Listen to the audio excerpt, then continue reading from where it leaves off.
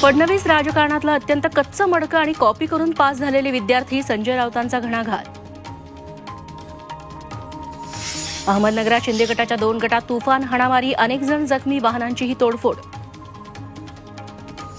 ठाणे जिल्ह्यात मतदानासाठी शासकीय कर्मचाऱ्यांना भर पगारी सुट्टी, 20 मेला ठाणे, कल्याण, भिवंडीत निवडणूक. मावळ लोकसभा मतदारसंघात मतदान केंद्रांवर मोबाईल नेण्यास बंदी, मतदान करताना व्हिडिओ काढण्याचं प्रमाण वाढल्यानं निर्णय. पुण्यात निवडणुकीच्या कामासाठी पीएमपीएमएलच्या 818 बसेस, पुणेकरांसाठी बस अपुऱ्या पडण्याची शक्यता. मांढरदेवी घाट रस्ता महिनाभर बंद, संरक्षक भिंत उभारणी, रस्ता रुंदीकरणासाठी निर्णय. धुळ्यात 5 पिस्तुलं, 11 जिवंत काडतुसं जप्त, दोघांना पोलिसांच्या बेड्या.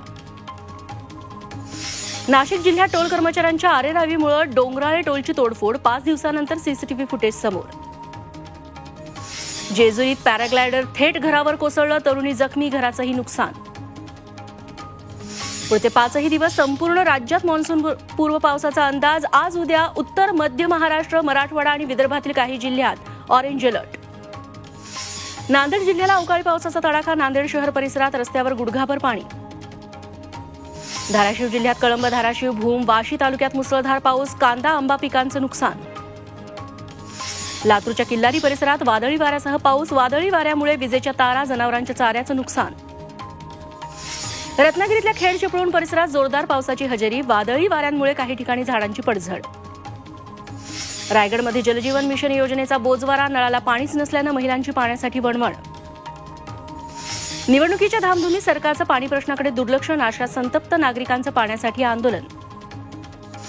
सोलापूर बाजार समितीत 24 पोते कांद्याला फक्त 2,866 रुपये भाव. हमाली तोलाई वाहन खर्च वगळून शेतकऱ्याच्या हातात फक्त 557 रुपये शिल्लक. निर्यातबंदी उठवल्यानं कांद्याचे दर 8 वरून 15 रुपये किलोवर, मात्र निर्यात शुल्क 18 रुपये असल्यानं पदरचे पैसे घालण्याची शेतकऱ्यांवर वेळ. तुळजाभवानी देवीच्या दर्शनासाठी तुळजापुरात मोठी गर्दी, उन्हाळी सुट्ट्यांमुळे भाविकांचा ओघ वाढला.